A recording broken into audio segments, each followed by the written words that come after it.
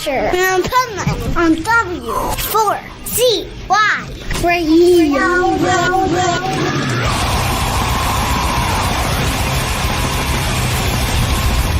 Diamonds and gold and some precious stones, repairing all their making bones. Resignate at the king frequency. Electrifying, death-defying. If I'm too much, try someone less. This is the Pipeman here on the Adventures of Pipeman W4CY Radio. And I'm here with our next guest who has some killer new music. So let's welcome to the show Tony West from Blacklist Union. How are you? Good, man. Thanks for having me. Thanks. Oh, my pleasure. My pleasure.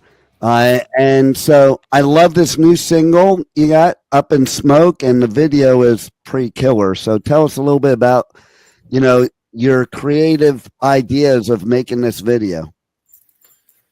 I mean, the song's about pretty much trying to stay in the moment. You know what I'm saying? And which is not a hard thing to do. I tell my kids, I'm like, it's called the present because if you can actually stay in it, it's a gift, And look at kids, like kids are in the moment all the time. Like they don't have worries about, how am I going to pay this or what happened yesterday and stuff. You know what I mean? And we were all kids once, and we all have that. So that's kind of what that song's about. And so many songs I've written about this hideous relationship thing I went through and all that. And that's partly influenced by that. But a lot of the songs, I don't know if you know, but like been to the jungle a bunch of times with the Shipibo Indians and the Amazon and Peru. And so a lot of these songs are inspired by those journeys and that, spiritual aspect of life.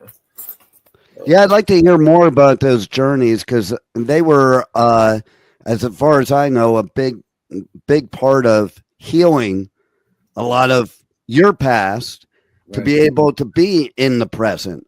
And so I want to hear about your journeys with it because, everybody has a different journey and I'm always curious, what happens. I had a gnarly, childhood. I grew up in New York and all that and came to LA as a teenager and like teenage runaway basically. And, I went through a lot of things and I lost a lot of people, man. Like my girlfriend was killed in a car accident on the road and my first wife died. And then the Back to Momo record, the fourth record I wrote with Todd Youth, who, I knew him since I was 15 and he was my good friend. And Todd did many things. He played with Danzig. He played everyone from Glenn Danzig to Glenn Campbell, but, and he died. And when he died, October 27, 2018, I was like, man, I can't let this ruin my life because, my wife's death and my girlfriend's death, like that shit ruined. But it destroyed my life. I let it destroy my life. And, drinking and using behind that kind of shit doesn't really help either. But anyway, when Todd died, I had learned through a friend about ayahuasca and I started researching it hardcore. And I found the grand poobahs, so to speak, of who does this. And it's the Shipibo Indians in the Amazon jungle in Peru. So, that's was the beginning of the deep, deep spiritual healing. And that stuff, for the most part sober. And when I went there, I kept telling the Indians, I'm like, yo, I can't do drugs. Like, I don't do drugs. And they're like, this isn't drugs, Tony. This is medicina, because they couldn't speak any English. And I was like, okay. And they were right. And, there's people who say, oh, I've done mushrooms or I've done this and I've done that. And ayahuasca you cannot compare it to anything. It truly, truly, truly is medicine. And it truly does take you to those other realms, these spiritual realms that we all know about, although we just forgot about because we've been here so long and all that stuff. And so I was able to let go of so much sorrow. First of all, I had so much sorrow.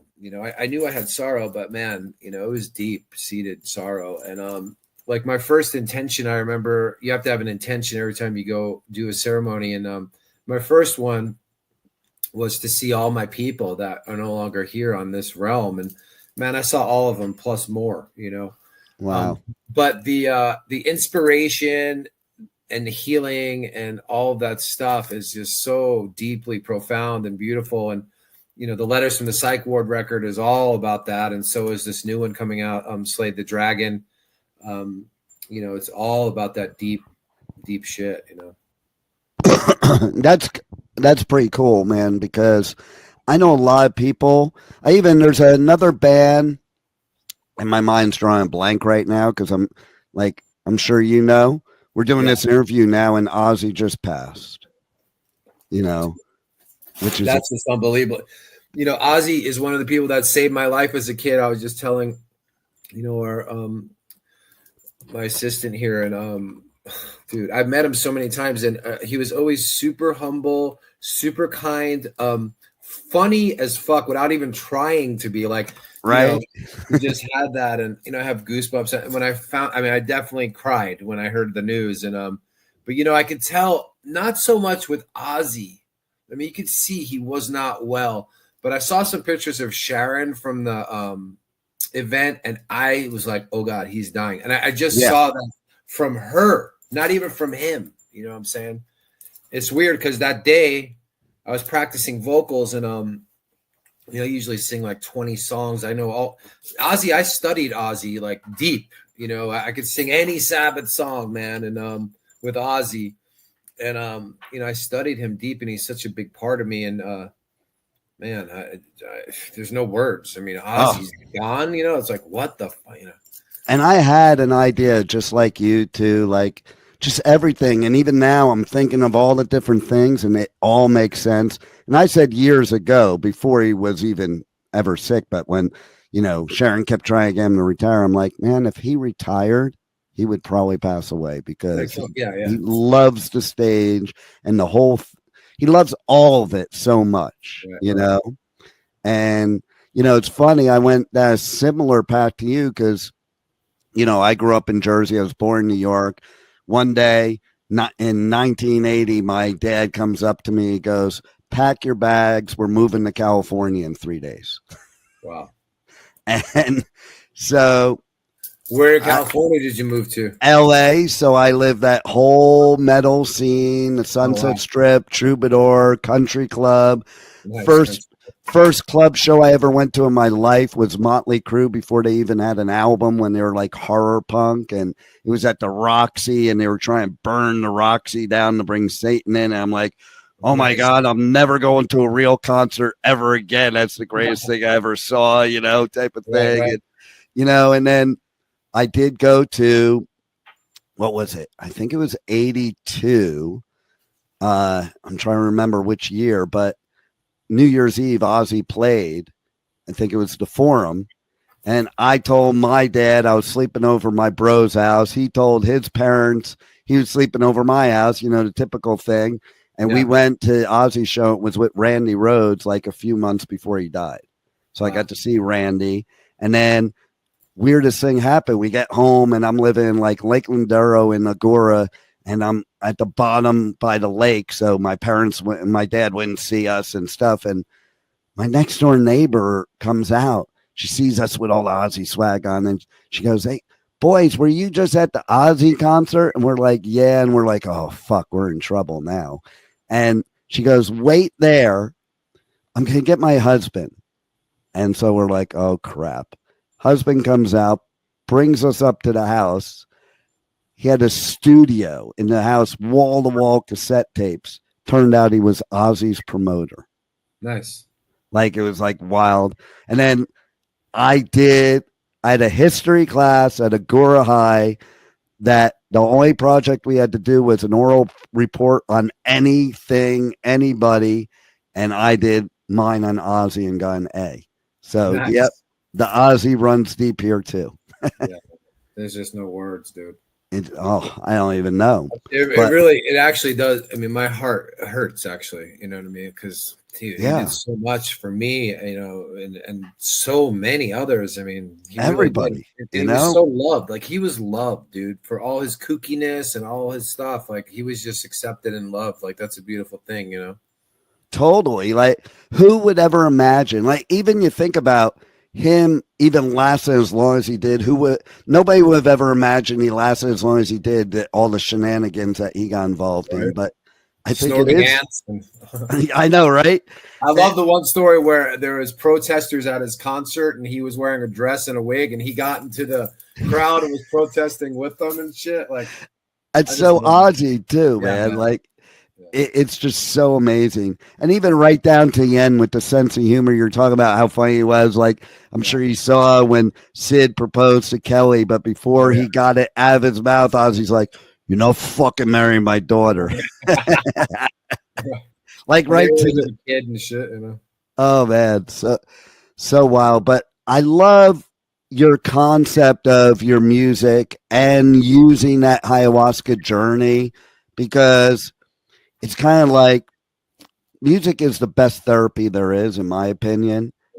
And so now you're taking everything, to me, that started to heal you and put it into your music so we can all heal too. That's exactly right, dude.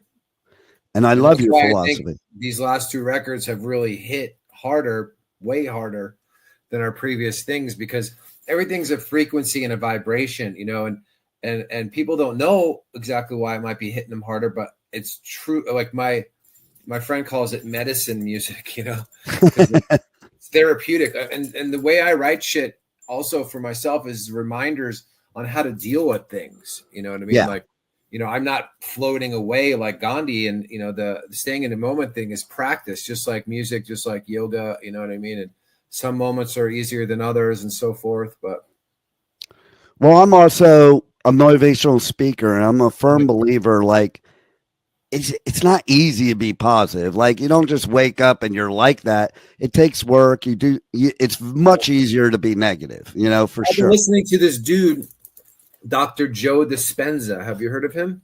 I've heard the name, but I haven't heard his stuff. Amazing, dude. Like, it's basically rewiring your brain. Like, you know, someone like me who grew up in this verbally abusive, physically abusive, you name it, you know, home as a child, that stuff sticks in your brain, man. Like, yeah, totally. You know what I'm saying? Like, you know, I was told bad things about myself as a kid and like believed that stuff. And I remember one time, you know, this therapist was like, you know, that's a lie, right?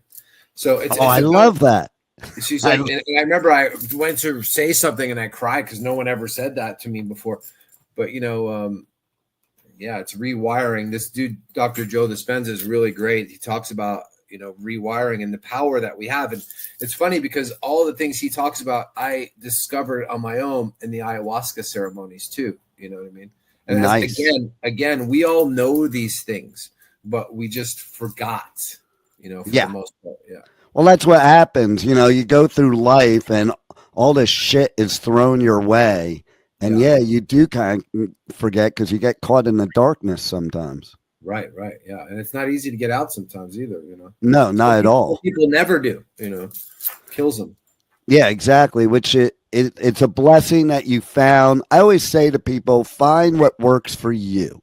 Right. You know, like even with my kid, you know, I had this horrific childhood that I gravitated to motivational speakers. Like I was listening to Tony Robbins and reading his books when I was 11 years old, you know, and that was my like way to kind of deal. And then the mosh pit has always been my way of dealing. Oh yeah, you know? Punk rock was huge. Yeah, for me, punk rock saved my life. Punk rock, no doubt, man. It's like people don't get it with the mosh pit. It's not about going in to hurt and maim people. It's about going in, getting your shit out so you don't hurt and maim people on the outside. Yeah, that's exactly right.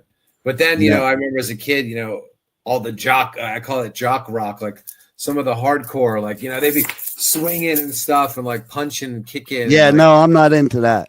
Right. Yeah, no, me neither. But.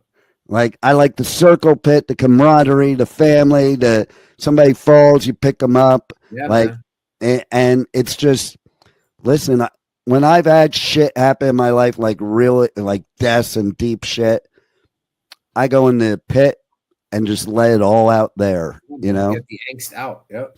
No doubt. So you got the album dropping in September, Slay the Dragon. Yeah. What else can we expect from that album? You know, Up in Smoke, everybody's got to check out the video. It's cool as hell. We just shot else? 2 new videos. We just shot 2 new videos over the weekend in Houston. man, there were long days too. Those were like 12-hour days, Saturday and Sunday. Wow. But for the next singles, it's called Dying for You is the next single. And the one after that is called Can You Heal Me? And then there's 12 originals on the new record. There's no covers. We haven't done any covers for this record.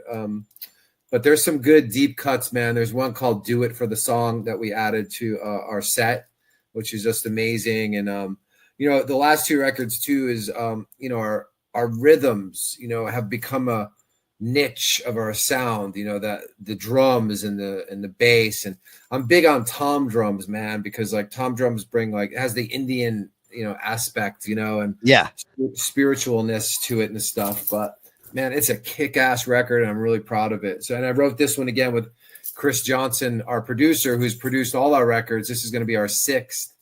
And after Todd died, I tried to find a songwriting partner, and that's like trying to find a wife. And whatchamacallit, I just said to Chris, our producer, I was like, why don't we just write the record? I mean, our sound, my voice better than anyone. He helped me develop my voice, basically. So, Chris Johnson wrote the whole letters from the Psych Ward record and this record, Slay the Dragon. Although I did write a few songs with our manager, Paul Crosby, who used to be in Saliva. So nice. Yes, I saw about that. That's pretty cool too. And I do love the Indian drumming type of thing. Always have. I remember even when I wasn't supposed to like them, way back in the 80s, I was totally into Adam and the Ants, not Adam Ant, but Adam and the Ants. Yeah. And Bow Wow Wow because of that same drum stuff. Right. Right. Yeah, you listen to songs like Dog Eat Dog and Ant Music, the drums in that is just so killer, know? Yeah. So tell everybody how they hit you guys up on socials, on the web. Check out all your new music, check the old stuff out, merch, tour dates, all that stuff. Yeah, man, we're on everything across the board, all platforms. You can find us on Spotify. We have plenty of killer videos on YouTube. And like I said, this is going to be our 6th record, full length. We have a lot of music out there and a lot of stuff. But, I do want to say one thing, with Ozzy dying and all this stuff is back in the day, Ozzy gave people like Motley chances, or he brought people on the road that no one heard of, and people did that, back in the day. And I've been saying lately, I'm sure Steven Tyler and Joe Perry are going to do another Aerosmith tour. It's just going to be inevitable, but even Angus from AC/DC, or Six from Motley, or Duff and Slash and Axl and Del James, Axl's right hand man, and please give Blacklist Union a chance and take us on the road, with you guys. And so we can carry the torch of rock and roll. And because there's people that know about us, but there's lots of people that love rock and roll that still don't know about Blacklist Union. You know what I'm saying? So I've been saying to these people, please give us a chance. We won't let you down. And, it's not only the music. First of all, you got to have the songs, and you got to have, I always say you got to bring the wow factor, because if you don't have the wow factor, you're wasting your time. And, our live shows are better than the record, and that's what I worked my ass off to be a good singer and stay in shape and all that stuff. But look, we're looking for someone to give us a break, whether it's even, the Steel Panther guys or the Buck Cherry guys, or someone that will take us under their wing for a while and let us do direct support for them, There you go. And to create another scene, to create some rock and roll for everyone, for the masses. People need rock and roll. I have a 13-year-old daughter, dude, and she'll play me the shit she listens to. I'm like, what the fuck? I'm like, Mia, because the lyrics, I consider myself a wordsmith. I love writing lyrics. It's one of my favorite things. And, these people on so much new stuff, it's like, they say this shit, man, where it's just it's about the dope, the bitches, the money, whatever, these negative things, but they flat out say it. And I was telling my daughter, Mia, there's a lot of ways to say those things, but not saying it that way. You know what I'm saying? Totally. So people need rock and roll, man. Look at the whole world's going to be affected by Ozzy dying. You know what I mean? People want and need rock and roll now, especially in the UK and Europe and South America and Australia and stuff. The US is a little behind on that shit. You know what I mean? Oh yeah, totally. rock and roll. Like people skip LA entirely nowadays on their itineraries and stuff. You know, it's just it's not what it used to be. Not when I was haunting LA. It's not like that. But I'll tell you what, it's wild too. To your point, so I do festivals all over the U.S., UK, Europe. Just got back from incarceration. That's why I have no voice. And and one thing I noticed over in Europe and the UK, is there are bands that I was into in the 80s that I thought were gone. And they weren't gone. They were just over there all this time because the people love music so much. And, you know, the creativity, like, of some of these bands, like, I was instantly thinking of you when you're just talking about, like, I just did Hellfest. And you have these bands like Heilung and, you know, other bands that are, like, spiritually based, but, like, have this cultish following over there. And the coolest shit, like, that would probably be a good tour for you to get on with Heilung. Check them out if you've never checked them out. They're a trip. How do you spell that? Heilung. Heilung. Okay.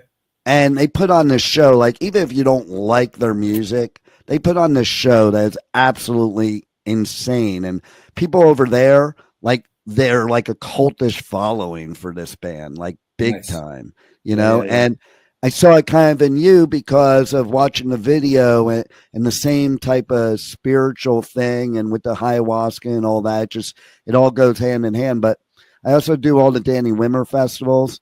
And so I'm going to shout out right now, in case Danny hears it himself, that he's got to check you guys out, because he is the guy in the U.S. nowadays that takes bands under his wing. You know, like, it's wild. The festival I just did, which is at Shawshank Prison, a few years back, this band, okay, they did the old school shit. They invaded the festival. They, like, pulled up into the parking lot and started playing. They're called Silly Goose. Wimmer was out there when they were doing it, and they ended up playing the real stage the next day and have played a bunch of the festivals since. So I'm just putting that out there in the universe for you. Thank you, sir. Appreciate you got it. Any other last words you want to share with the listeners that we haven't covered already? Well, I mean, if you haven't heard Blacklist Union, check us out. If you love rock and roll, I always say we have a money back guarantee if you buy our record. If you love rock and roll, you buy our record and you hate it, money back guarantee. You know what I mean? And I bet you never have to do that because people I haven't had love to do it yet. No, but there's always one guy, you know. Right? But yeah, I'm looking forward to all the new music and everything you're doing. I'm glad you're on this journey because I think the whole world needs this journey right now. They really do. Yeah, I always say, I don't know if you've noticed, but the world's gone batshit crazy. Oh, listen, from traveling to outside the country, you just realize how crazy shit is too.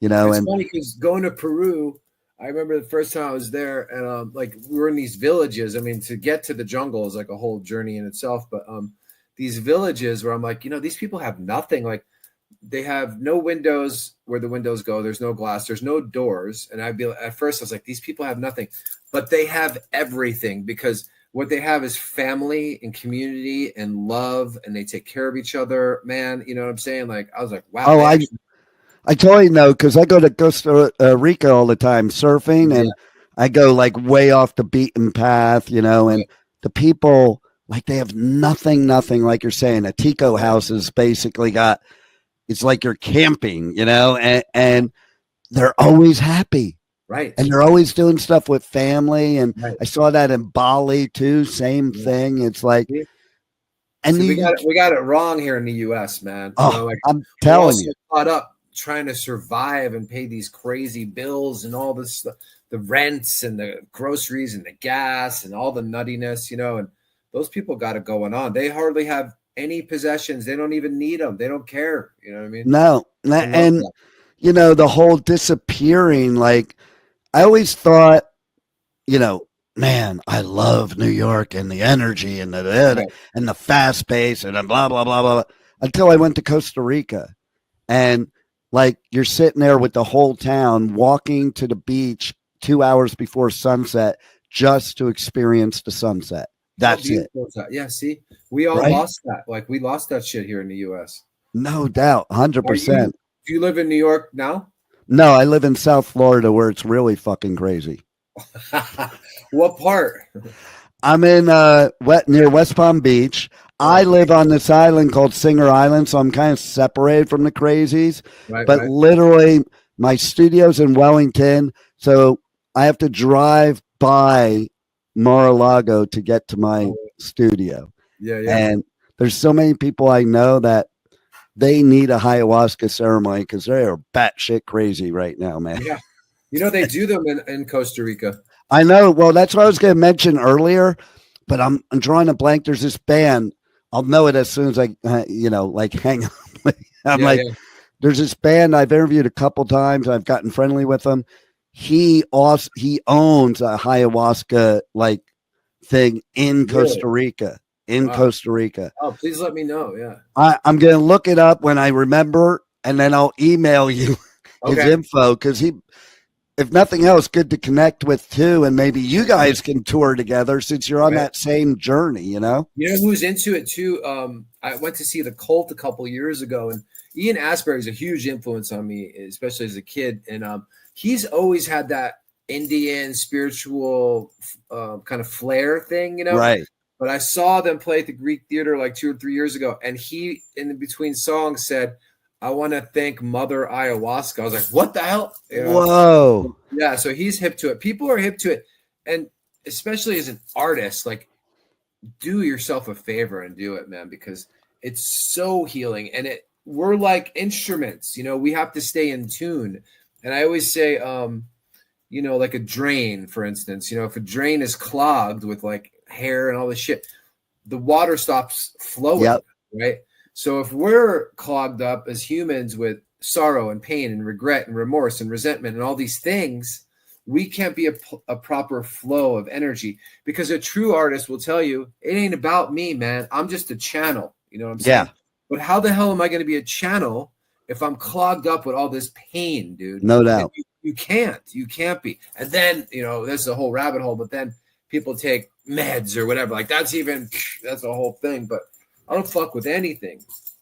But I'd rather do stuff like ayahuasca than any big pharma shit any day. Yeah, fuck that. I always say, and this is from my experience, I know people need it, and I'm not a doctor by any means, never played one on TV either.